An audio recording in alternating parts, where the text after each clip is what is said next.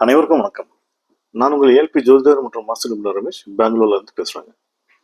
இன்னைக்கு வேற விதமான ஒரு ஜாதக ஆய்வு. ஆக்சுவலா பார்த்தீங்கன்னா, இது பிரசன்னம். ஆஹ் நம்ம நம்ம ஃப்ரெண்டு, நமக்கு வேண்டியவரோட ஃப்ரெண்டு காணாமல் போயிட்டதா சொல்லி அவர் நம்மளோட ஃப்ரெண்டு நம்மகிட்ட கேட்டிருந்தாங்க. அவரோட நண்பரின் கணவர் காணாமல் போயிட்டாரு. வருவாரா, திருப்பி வருவாரா, அவரோட வருவாரா, எங்கே போய் பார்க்கறது அப்படின்ற மாதிரிலாம் கேட்டு நம்மகிட்ட வந்திருந்தாங்க. அவங்களோட ஜாதக டீட்டெயிலையும் கொடுத்துருந்தாங்க. பொதுவாக நம்ம ஏஎல்பியில் காணாமல் போனதெல்லாம் பார்க்குறது பிரசனம் பார்ப்போம். ஒரு சுய ஜாதகத்தில் இப்போ இருக்கும் அவுட்லைன் மட்டும் பார்க்கும்போது இது ஒரு ஆணோட ஜாதகம். வயசு 37 வருஷம் முடிஞ்சு 8 மாதம் 8 நாள் ஆகுது. பிறப்பு லக்னம் அப்படின்றது கடகம். இவருக்கு வட்ச லக்னம் விருச்சிகம் போயிட்டு இருக்கு.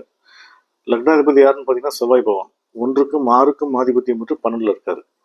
அப்போ இதுலேயே வந்துருச்சு ஆன்சர். ஜாதகர் ஏதோ ஒரு பிரச்சனைனால வீட்டை விட்டு வெளியில் பயணம் போயிருக்காருன்றது கிளம்பிட்டாருன்னு தெரியுது. சரி, என்ன பிரச்சனை அப்படின்னு நம்ம தோராயமாக ஆய்வு பண்ணி பார்க்கும்போது 2ஆம் பாவக அதிபதி யாருன்னா குரு பகவான். 2ஆம் பாவம் தனுசு, அதிபதி குரு. அவர் எங்கே இருக்காருன்னு பார்த்தீங்கன்னா கோச்சாரத்தில் 8ல் போயிட்டு இருக்காரு. 8ன்றது மறைவு ஸ்தானம். அப்போ ஜாதகர் தலைமறைவாக இருக்காருன்ற அப்படின்றது தெரியுது. சரி, அப்போ கிடைப்பாரா, எங்கே இருப்பார், உயிரோட இருப்பாரா அப்படின்னு பார்க்கும்போது நம்ம பிரசன்னம் பார்க்கணும்.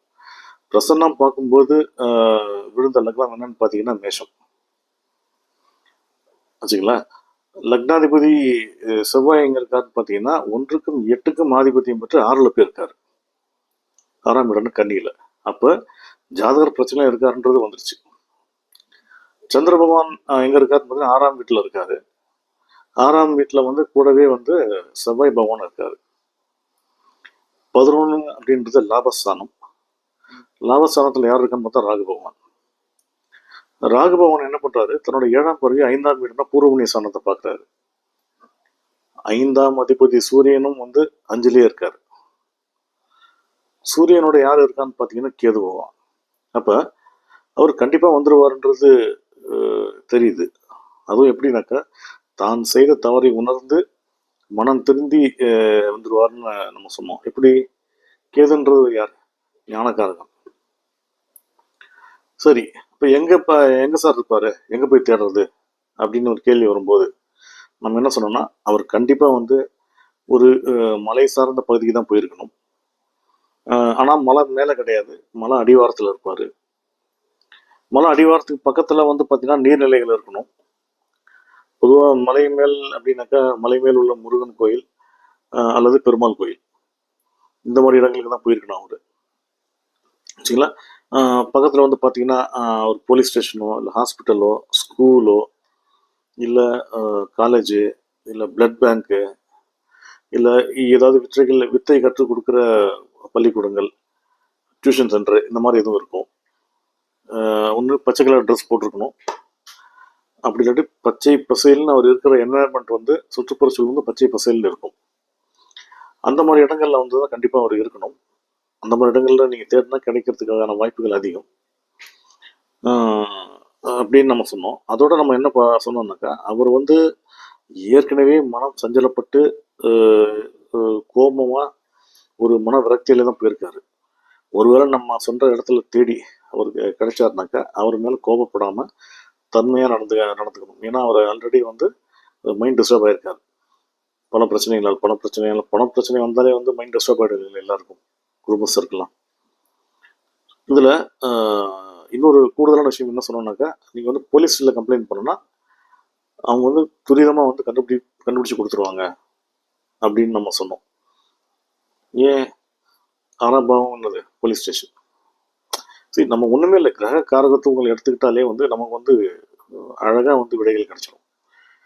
நம்மளும் அவங்கள்ட்ட தெளிவாக சொன்னோம், இந்த மாதிரி இடங்கள்ல கிடைச்சிடும். அதுவும் குறிப்பாக ஒரு கால அளவு சொன்னோம், 1.5 வருஷத்துக்குள்ள, செப்டம்பர் 26க்குள்ள 2026க்குள்ள வரணும் அப்படின்ற மாதிரி நம்ம குறித்து சொன்னோம். அதுவும் இல்லாமல் அப்படி கிடைச்சிட்டாருன்னா கண்டிப்பாக கூப்பிட்டு சொல்லுங்கன்னு நம்ம சொல்லியிருக்கோம். ஸோ பொருள் காணாமல் போச்சு, இல்லை ஆள் காணாமல் போயிட்டாரு, கிடைப்பாரா அப்படின்ற போன்ற விஷயங்கள்லாம் நம்ம ஜீலக்கணம் பார்த்து பிரசன்னம் மூலம் நம்ம துல்லியமாக கண்டுபிடிச்சிட முடியும். இதுதான் வந்து நம்ம அச்சலக்கண பദ്ധதி ஜோதிட முறையின் சிறப்பு. இப்படிப்பட்ட அற்புதமான அச்சலக்கண பദ്ധதியிலும் தெய்வீகமான ஜோதிட முறையை உருவாக்கிய எனதருமை குருநாதர் திரு பொதுவுடை மூர்த்தி ஐயா அவர்களுக்கும், எனக்கு கற்பித்த அனைத்து ஆசான்களுக்கும், இறைவனுக்கும், பிரபஞ்சத்திற்கும், என் குலதெய்வத்திற்கும் நன்றி. மீண்டும் வேறு ஒரு ஜாதக ஆய்வில் சந்திப்போம். வணக்கம். வாழ்க வளமுடன். இதுல இன்னொரு கூடுதலா ஒரு விஷயம் கேட்டோம். நம்ம பிரசனம் போடும்போது இவருக்கு விழுந்த நட்சத்திரம் வந்து அஸ்வினி 4ஆம் பாதம். ஜூலை 25 ஆரம்பிக்குது. ஜூலை 25 13ஆம் தேதி. அப்ப காணாம போய் ஒரு 2-2.5 மாசம் இருக்குங்களான்னு கேட்டோம். சார் 1.5 மாசம் ஆகுது, 1.5 மாசம் காணாம போய் 1.5 மாசம் ஆகுது அப்படின்னாங்க. இது ஒரு நம்ம கூடுதலா வந்து நம்ம கணிச்சு சொன்னது. நன்றி.